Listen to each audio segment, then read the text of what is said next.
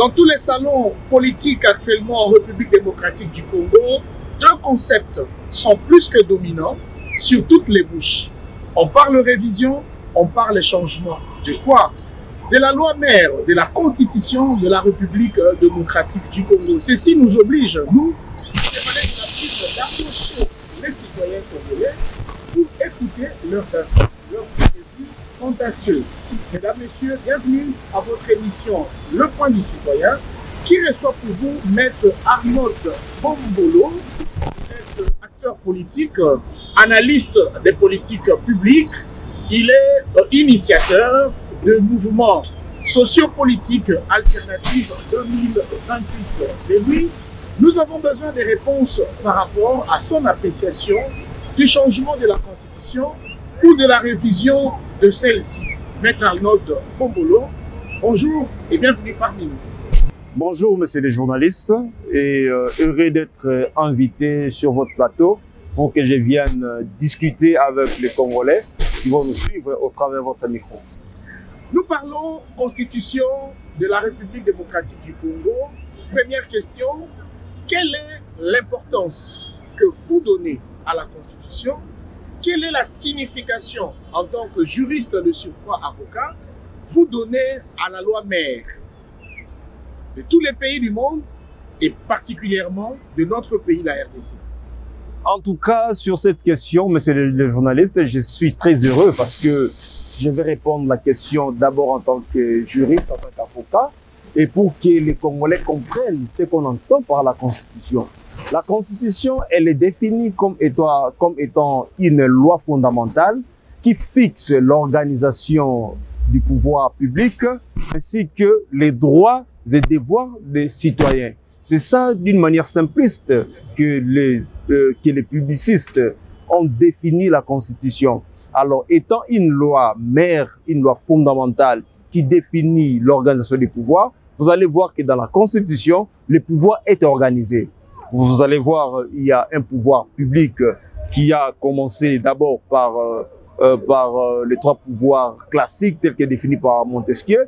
Il y a les pouvoirs exécutifs, les pouvoirs judiciaires et les pouvoirs législatifs. Dans les pouvoirs exécutifs, vous allez comprendre que nous avons un pouvoir exécutif tellement bicéphale, dont il y a le président de la République ainsi que le premier ministre. Et le président de la République, c'est lui qui est le chef de l'exécutif. Il est le président de la République, il est le garant de la nation. Il a plus de pouvoir administratif qui lui est reconnu par la Constitution actuelle que contrairement au Premier ministre. Et le Premier ministre n'est que le chef du gouvernement, d'autant plus que l'exécutif, il est bicéphale. Et aux côtés de l'exécutif, nous avons un pouvoir législatif. Le pouvoir législatif qui a pour mission de légiférer les lois. Et dans le pouvoir législatif, dans notre pays, nous avons un pouvoir législatif bicaméral. Donc il y a des chambres législatives. Donc il y a la chambre haute, qui est le Sénat, ainsi que la chambre basse, qui est l'Assemblée nationale. Alors ils sont là, toutes les deux chambres sont là pour légiférer les lois ainsi que les différentes conventions dont le peuple va se soumettre. Donc, c'est ça le rôle du pouvoir législatif. Il est là que pour légiférer. Et de notre côté, nous avons le pouvoir judiciaire. Le pouvoir judiciaire n'a pour rôle que d'appliquer les lois telles que votées par le pouvoir législatif et enfin de sanctionner également ceux qui vont enfreindre à la loi. En fait, c'est comme ça que la Constitution de notre pays a établi les pouvoirs publics au niveau national. Et au niveau des provinces, le pouvoir public est dirigé actuellement par deux institutions. Nous avons la première institution qui est l'Assemblée provinciale. La deuxième institution, c'est le gouvernement provincial.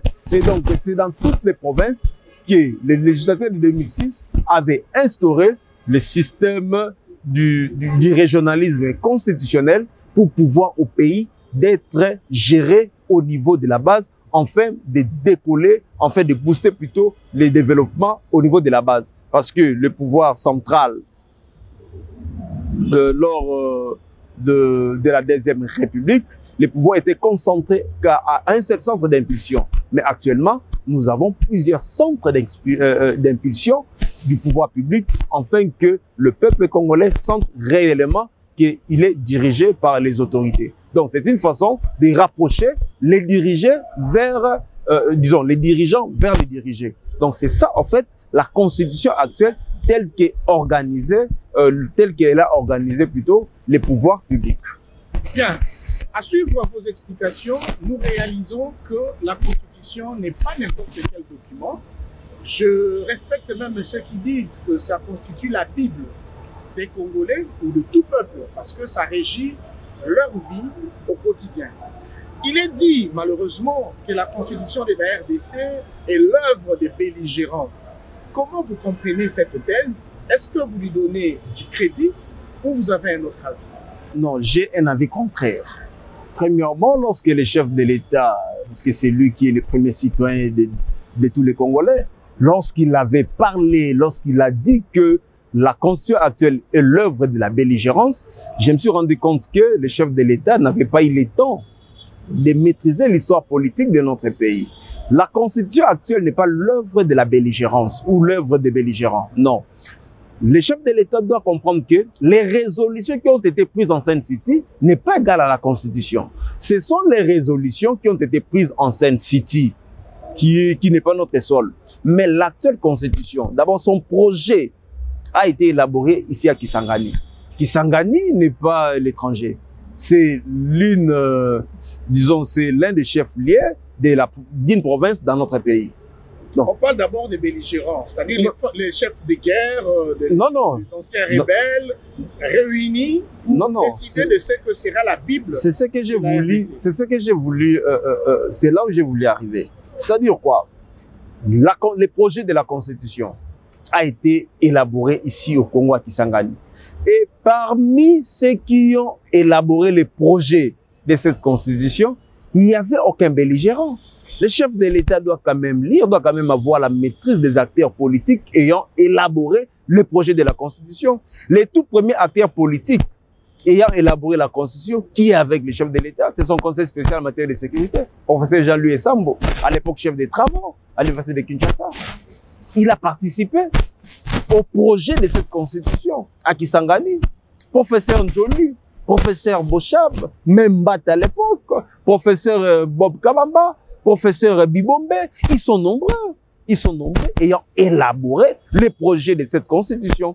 Et lorsque le projet a été élaboré à Kisangani, ce n'était pas le Parlement étranger qui avait voté cette Constitution, c'est le Parlement congolais à l'époque. C'était l'Assemblée nationale ainsi que le Sénat réunis qui ont élaboré cette Constitution. Le projet, c'est le Sénat qui avait porté chapeau de ces projets qui a été élaboré à Kisangani. Et lorsque le Sénat a terminé, le Sénat a soumis à l'Assemblée nationale. Et il y a eu débat à l'époque à l'Assemblée nationale. À l'époque, président de l'Assemblée nationale, c'était les gars qui aujourd'hui avec Moïse Katumbi, Olivier Kamitatou. C'est lui qui dirigeait les travaux. Olivier Kamitatou n'est pas un étranger. Les députés qui ont siégé, il n'y avait pas de belligérants là-bas. C'est-à-dire que dans chaque pays a son histoire politique. Cette constitution a été élaborée dans un contexte politique donné. Le contexte politique, il fallait mettre fin à la crise récurrente de la légitimité des institutions ainsi que de ses animateurs. Mobutu n'est pas arrivé au pays par les élections, c'était par un coup d'État. Alors, est-ce qu'il fallait continuer par des coups d'État? Mouzé est arrivé au pays pas par élection, c'est par un coup d'État. Alors, l'histoire politique de notre pays a permis à ce que les Congolais conscients de l'avenir du pays se sont mis d'accord pour que désormais les institutions, l'accès aux institutions de l'État n'est réservé qu'au peuple. C'est-à-dire c'est le peuple qui va décider de l'avenir de son pays. Alors, du fait que cette constitution a été élaborée par le Parlement et le peuple congolais a voté le 5 décembre 2005 par le référendum. Est-ce que c'est un peuple étranger? Est-ce que le peuple congolais a voté cette constitution par référendum? Le peuple là, ce sont aussi des belligérants? Non, le peuple avait voté. Donc la constitution actuelle n'est pas l'œuvre des belligérants, c'est l'œuvre de la classe politique congolaise, c'est l'œuvre des Congolais. Maître Bob Polo, le président de la République, c'est l'homme le mieux informé du pays parce qu'il a tous les services autour de lui pour mettre dans son oreille ce qu'il y a comme fait, comme événement significatif pour la nation. Si ce que vous dites est vrai, je poserai la question, qui met ces mots dans la bouche du président de la République et pourquoi il les dit donc? Non, premièrement, ce n'est même pas une question de service. C'est une question de la formation personnelle.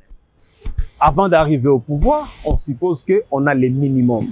Lorsque nous sommes au pouvoir, c'est juste pour appliquer ce que nous avions appris au sein des institutions. Alors moi, maintenant, je me demande où est-ce que le chef de l'État a appris que la telle constitution a été élaborée par les belligérants. Parce que nulle part, dans l'histoire constitutionnelle de notre pays, il a à ses côtés son conseil spécial est l'un des rédacteurs de cette constitution. Est-ce que le professeur Essambo fut rebelle? Je dis non. Professeur Oscar Bob Kabamba, il n'a jamais été rebelle. C'est-à-dire le président ne tire de ce qu'il dit que de lui-même. De lui-même, parce que pour lui, il faut justifier son échec. Son échec, c'est maintenant la Constitution. Comme hier, il a justifié son incompétence, disons, à l'accord entre les FCC-CACH. Il a voulu faire croire aux Congolais qu'il était bloqué par le FCC. Or, moi, déjà à l'époque, je le disais que le chef de l'État n'est pas bloqué par le FCC-CACH, il est bloqué par sa propre turpitude. Parce qu'il n'était pas venu au Congo avec un projet cohérent. Moi, personnellement, j'étais en 2018 à l'hôtel Béatrice, lorsqu'il avait présenté son projet d'action, aussitôt élu président de la République, qu'est-ce qu'il va faire? Mais il n'avait pratiquement rien dit. Et il est allé même dans un secteur que lui n'a pas la maîtrise, le secteur économique, pour dire qu'il va donner 85 milliards de dollars le quinquennat au Congo. Et lorsqu'on lui a posé la question comment vous allez faire, la réponse était que je n'ai pas volé, je n'ai jamais tué quelqu'un, je n'ai jamais fait ceci. Donc, il n'avait pas démontré là où il va tirer les 85 milliards de dollars le quinquennat pour donner à la République. Donc, c'était déjà une façon de chanter comme les Congolais ont l'habitude, juste de donner des programmes sans pour autant avoir des soubassements. Donc, le chef de l'État ne fait que dire ce qui vient de lui-même, même pas de ses services, ça vient que de lui-même. Bien. Actuellement, on parle de la révision, on parle du changement de la Constitution. Ça a commencé comme de la blague avec Augustin Kabouya, puis d'autres politiciens s'en ont occupé. Aujourd'hui, c'est le chef de l'État lui-même qui en parle. Premièrement, mettre en ordre. Vous pensez qu'il est mieux que l'on procède à la révision ou au changement? Et pourquoi? Chers journalistes, sur cette question, avant d'abord de répondre, j'aimerais fixer l'opinion. Le chef de l'État n'a pas besoin de réviser la Constitution pour augmenter les salaires des fonctionnaires. Le chef de l'État n'a pas besoin de réviser la Constitution pour construire des routes. Le chef de l'État n'a pas besoin de réviser la Constitution pour créer les emplois et donner les Congolais les emplois. Le chef de l'État n'a pas besoin de réviser la Constitution pour relire les Congos au jour d'aujourd'hui.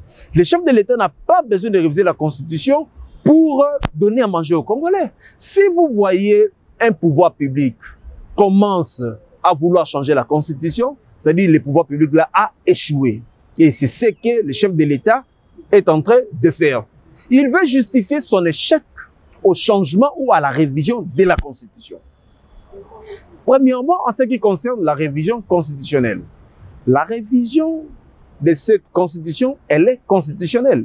Si vous lisez l'article 218 de la Constitution, l'article 218 nous a démontré comment tu peux initier cette révision. À l'occurrence, le président de la République, le Parlement, le gouvernement, ainsi qu'une fraction de la population par une pétition de 100 000 signatures. Mais la même Constitution, dans son article 218, dit ceci, disons 219, lorsque le pays se trouve dans un état de siège ou de guerre, la révision ne peut pas faire l'objet. Donc, ce qui revient à dire, étant donné que l'Est de notre pays est occupé par les groupes obscurs, que le gouvernement de Kinshasa est incapable d'éradiquer ces groupes-là, donc on ne peut même pas parler de la révision constitutionnelle parce qu'elle est interdite par la Constitution en ce moment ici de parler de la révision constitutionnelle. Parce que nous sommes pendant l'état de siège. Le pays est sous l'état de siège. Donc le chef de l'État comme lui-même a toujours dit qu'il est le garant de la nation, il aurait pu comprendre que pendant l'état de siège, lui en tant que garant de la nation, il ne peut même pas parler d'une quelconque révision. Parce que c'est lui qui a signé l'état de siège. L'état de siège a été signé par une ordonnance présidentielle. Comment quelqu'un qui a mis le pays sous état de siège et il vient avec les matières qui peuvent faire l'objet encore d'une révision pendant que la Constitution elle-même interdit pendant ces moments ici que nous puissions la réviser. Donc, c'est une façon juste de justifier son échec. Et partant des matières qui peuvent faire l'objet d'une révision. Mais les chefs de... Non, d'abord la révision. Je suis d'abord dans la révision. Le chef de l'État, dans son entendement, il veut toucher même l'article 220 de la Constitution. Lorsqu'il a parlé qu'il faut renforcer son pouvoir en ce qui concerne les gouverneurs des provinces. Or, actuellement, s'il lui veut nommer les gouverneurs des provinces, donc il veut réduire les compétences des provinces. Or, les compétences des provinces fait partie de matières verrouillées par l'article 220 de notre Constitution. Donc, lui, il ne peut pas toucher à l'article 220. Il veut, une fois de plus encore, supprimer le Sénat. Or, du fait de supprimer le Sénat, c'est de changer la forme de l'État. La forme de l'État, c'est interdite par l'article 220 de la Constitution. Maintenant, là, le chef de l'État, au travers son ministre de la Justice, vient de violer l'article 220 sans le savoir. L'article 220 parle de l'indépendance du pouvoir judiciaire. Mais avec les États généraux organisés par Constant Moutaba, les États généraux ont fait en sorte que les conseils supérieurs de la magistrature soient supprimés. Donc, pour le moment, les juges ne seront plus indépendants. Donc, les juges vont maintenant obéir au dictat de la politique. Or, du fait de violer, du fait de supprimer les conseils supérieurs de la magistrature qui donnaient les caractères indépendants aux magistrats, de les remplacer par le conseil supérieur de la justice, qui veut dire que tout citoyen peut commencer à rendre même des décisions judiciaires. Donc, tout citoyen peut commencer à donner même des injonctions aux juges. Donc, les juges ne sont plus indépendants avec Félix Tshisekedi. Donc, c'est déjà violé l'article 220 de notre Constitution. Alors, lui n'a pas besoin de réviser la Constitution pour les matières qui sont révisables. Lui veut réviser la Constitution pour déverrouiller l'article 220 qui est un article intangible. Et cela ne passera pas. En ce qui concerne maintenant le changement. Le changement de la Constitution, lorsque vous lisez la Constitution, du premier jusqu'au dernier article, nulle part la Constitution a donné son mécanisme ou son mode de son changement. La Constitution n'a pas prévu, contrairement à la Constitution française de 1958, qui prévoit le mode de son changement et qui a même dit clairement que l'initiative du changement peut provenir soit du président de la République, soit du Parlement. Mais ici, chez nous, la Constitution n'a même pas parlé, n'a même pas donné, ne fût-ce que le mécanisme de son changement. Alors, l'initiative proviendrait d'où? Des personnes. Parce que la Constitution actuelle n'a pas prévu le mode de son changement. Lorsqu'une Constitution n'a pas prévu le mode de son changement, et que le pouvoir public veut changer la Constitution, c'est ce qu'on appelle les coups d'État constitutionnels. Or, tout coup d'État constitutionnel implique toujours des coups d'État militaires. C'est là où maintenant que nous ne voulons pas.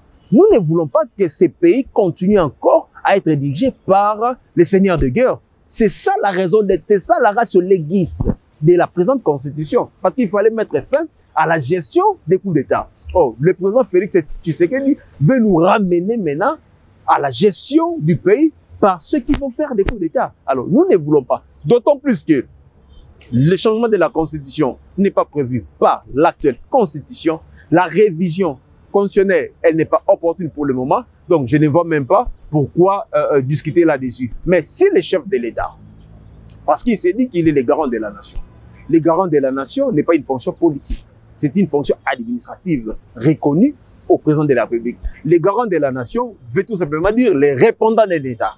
Étant donné qu'il s'est dit les répondants de l'État, donc avant que le répondant puisse prendre une décision, il doit d'abord consulter les répondants. Or, les répondants, c'est le peuple. Or, le peuple n'a pas dit au chef de l'État qu'il a besoin de réviser ou de changer cette constitution. Ce que le peuple attend du chef de l'État, c'est son social, améliorer le social du peuple. C'est ce que le peuple attend. Le peuple n'a pas besoin d'assister à ces débats ici qui n'a pas sa raison d'être. Hier, les gens de l'UDPS parlaient de 7 ans pour un président de la République. Même pour eux, les 5 ans donnés au chef de l'État, c'est peu. Donc pour eux, il faut s'éterniser au pouvoir. Alors, le mandat, c'est une question intangible qu'on ne peut pas faire l'objet d'une révision ni moins d'un changement. D'autant plus que le mécanisme de son changement n'est pas prévu. Donc on ne voit même pas par quel mécanisme le chef de l'État va vouloir changer la Constitution. Mais s'il ose, par son arrogance, parce que ce que le chef de l'État a dit à Kisangani, ce n'est rien que l'arrogance. Si par son arrogance, le chef de l'État veut changer la Constitution, eh bien, qu'il soit conséquent de ce que lui veut amener le pays. Très bien. Nous allons vraiment vers la fin de notre entretien. Il nous reste peut-être 2 petites questions. La première, vous avez dit qu'il n'y a pas opportunité, il n'y a pas des raisons, les bonnes alors, pour que le chef de l'État initie la révision, soit le changement de la Constitution. Mais je vous rappelle que le garant de la nation a parlé notamment de l'article 217. Selon lui, cet article vendrait les terres congolaises. Cet article constituerait un danger pour la souveraineté de la République démocratique du Congo face soit à ses voisins, soit aux puissances autoproclamées du monde. Est-ce que cette fois-là encore, le chef de l'État s'est trompé de chemin? Non, le chef de l'État continue toujours à me décevoir. Il a fait une interprétation analogique de l'article 217 de la Constitution. Et même l'interprétation analogique là, c'est selon lui ce qui est grave encore. L'article 217 de la Constitution, nulle part cet article parle de la terre. L'article ne dit simplement que lors des traités et accords internationaux, on peut abandonner partiellement notre souveraineté. Or, cet article, cette disposition, ça se retrouve dans toutes les constitutions du monde. D'autant plus que nous sommes un pays membre d'une organisation régionale, à l'occurrence l'Union africaine. Donc, pour l'unité africaine, la RDC peut abandonner partiellement sa souveraineté au profit de l'Union africaine. C'est comme la France. La France avait abandonné sa souveraineté au profit de l'Union africaine, disons de l'Union européenne, lorsque la France a supprimé les francs, les francs français pour utiliser l'euro. Donc la France n'avait pas besoin de consulter le peuple. Voilà, c'est ça l'essence d'abandon partiel de la souveraineté. Ici, chez nous, on ne parlait pas des terres. Cette constitution-là n'a pas parlé des terres. D'après les éléments constitutifs de la souveraineté, il n'y a pas les terres. Nous n'avons pas la terre. Nous avons d'abord le peuple, nous avons les pouvoirs publics, les pouvoirs suprêmes, nous avons l'État, nous avons la monnaie, nous avons l'armée. Il n'y a pas la terre. Il n'y a pas la terre là-dessus. Déjà, le chef de l'État, lui-même, il s'est dit le garant de la nation. Il ne sait pas plutôt faire la différence entre les éléments constitutifs d'une souveraineté ainsi que d'un État ou d'un territoire. Alors là, c'est grave. Donc là, le débat public, le débat politique, c'est maintenant dans la rue. Voilà pourquoi tout le monde en parle. Pourquoi? Parce que les débats politiques, à une certaine époque, étaient réservés aux initiés. Mais depuis les politiciens dessous les bois sont arrivés au pouvoir, les débats publics sont maintenant dans la rue. Alors tout le monde en parle. Les débats sur l'économie, c'est maintenant dans la rue, sur le droit, c'est maintenant dans la rue. Alors on ne sait même pas comment opiner là-dessus parce qu'il y a même des analphabètes dans la matière, commencent même à donner des leçons à ceux qui ont de la maîtrise d'une matière donnée. Donc c'est un regret pour moi de voir le chef de l'État interpréter l'article 217 pendant qu'il n'est pas juge constitutionnel.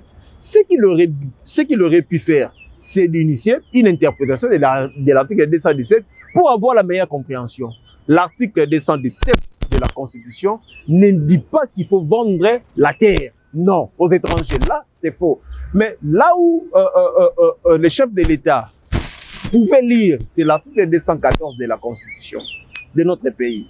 Cet article donne la possibilité à la RDC de céder la terre, mais moyennant le référendum. Donc, il faudra que le peuple congolais accepte par le référendum s'il faut donner. Alors que le peuple n'acceptera jamais. Voilà, alors que le peuple ne va pas accepter que la terre soit donnée à un groupe quelconque.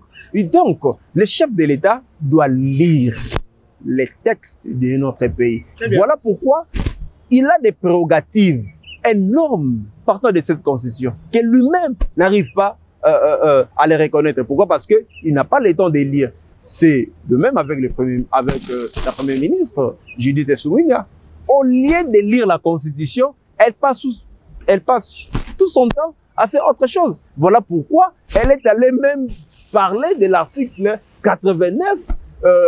Selon elle, cet article gouverne la révision constitutionnelle. Or, la révision constitutionnelle, elle est gouvernée que par l'article 218 de notre Constitution, pas une autre disposition. Donc, c'est déjà là une façon de décourager davantage les Congolais. Vous, les Congolais, moi, je vous demanderai qu'en 2028, de faire un choix judiciaire. Il ne faut pas voter les autodidactes. Vous devez voter les gens qui ont une maîtrise dans un domaine quelconque pour pouvoir booster notre pays. Alors, c'est la dernière question, certainement. Il est secrétaire général du parti au pouvoir, du DPS, je le cite, Augustin Kabouya. Il est monté aussi au créneau, il était devant un grand public pour déclarer que la constitution de la République démocratique du Congo serait une malédiction pour ce pays et pour son peuple. C'est quoi votre point de vue? Non, là, c'est l'UDPS, c'est Félix Tshisekedi, c'est Kabouya qui sont des malédictions pour ce pays et non la Constitution. Merci.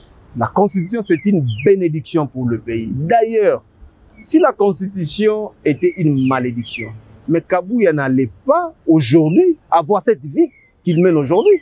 À 10 ans passés, Kabouya fit Kadhafi. C'est avec cette constitution ici que Kabouya aujourd'hui roule carrosse. 10 ans passés, président Tshisekedi n'avait pas cette vie. Si aujourd'hui, il mène une bonne vie, c'est grâce à cette constitution. La constitution, elle est une bénédiction pour ce pays. C'est l'UDPS qui est la malédiction pour ce pays. C'est Félix Tshisekedi qui est la malédiction pour ce pays. C'est Kabouya qui est la malédiction pour ce pays. Parce qu'il n'arrive pas à comprendre ainsi qu'à exercer les pouvoirs qui leur sont conférés par la Constitution. Merci à vous, Maître Arnaud Bombolo. Vous étiez notre invité à cette tranche Le Point du Citoyen. Vous êtes intervenu en tant que citoyen congolais. Vous avez donné votre avis, lequel sera d'ailleurs confronté à celui ou à ceux des autres. Parce que, puisque nous sommes une république démocratique, chacun a un avis à émettre, que l'on soit d'accord avec ou pas. C'est ça la conséquence positive d'ailleurs de la démocratie. Merci à vous, peuple congolais, de nous avoir suivis à travers Le Point du Citoyen. Vous nous suivez sur Chat Télévision. Restez fidèles à notre programme. Nous nous revoyons justement au prochain numéro. Merci. Bye bye.